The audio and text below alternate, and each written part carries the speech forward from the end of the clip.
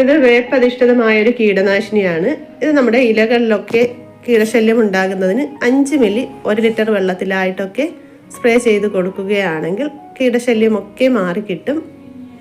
അപ്പോൾ ഇതെല്ലാം കൂടി എനിക്ക് എടുത്തിരിക്കുന്നത് 280 രൂപയാണ് കൃഷിഭവനിൽ. ഹായ് ഫ്രണ്ട്സ്, അസ്സലാമു അലൈക്കും.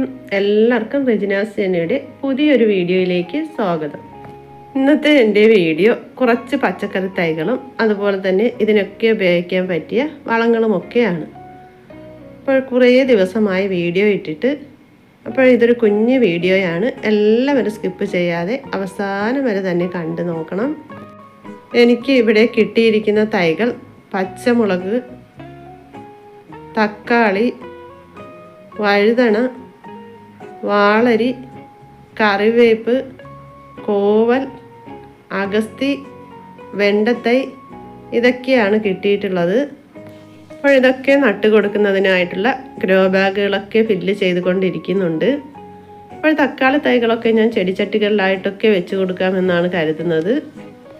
കുറ്റിവാളരിയൊക്കെ നേരത്തെ കൃഷി ചെയ്ത് നല്ല രീതിയിൽ വിളവുകളൊക്കെ എടുത്തിട്ടുണ്ടായിരുന്നു.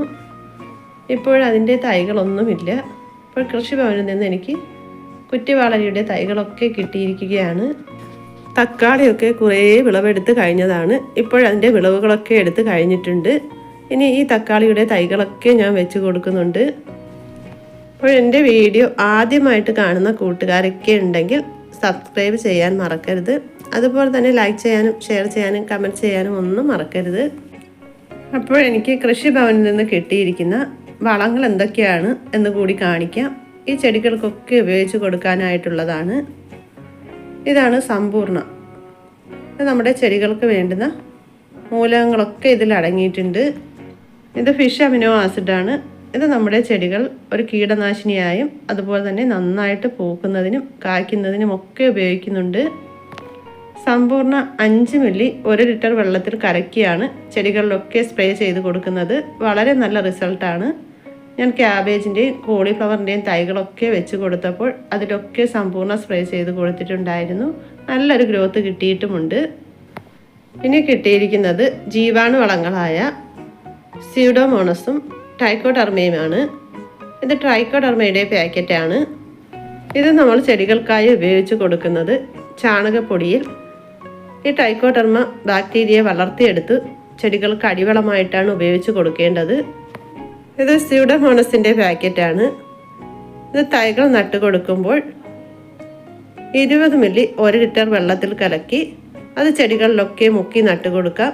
അതുപോലെ തന്നെ 2 ആഴ്ച കൂടുമ്പോൾ ചെടികളിലും ചെടികളുടെ ചുവടുകളിലും ഇലകളിലുമൊക്കെ സ്പ്രേ ചെയ്ത് കൊടുക്കുകയും ചെയ്യാം. സ്യൂഡോമോണസിൻ്റെ ഉപയോഗമൊക്കെ ഞാൻ എൻ്റെ വീഡിയോകളിൽ പല പ്രാവശ്യമായിട്ട് കാണിച്ചിട്ടുണ്ട്. കണ്ടിട്ടില്ലാത്തവർ അതൊക്കെ ഒന്ന് കണ്ടു നോക്കണം. ഇത് വേപ്പധിഷ്ഠിതമായൊരു കീടനാശിനിയാണ്.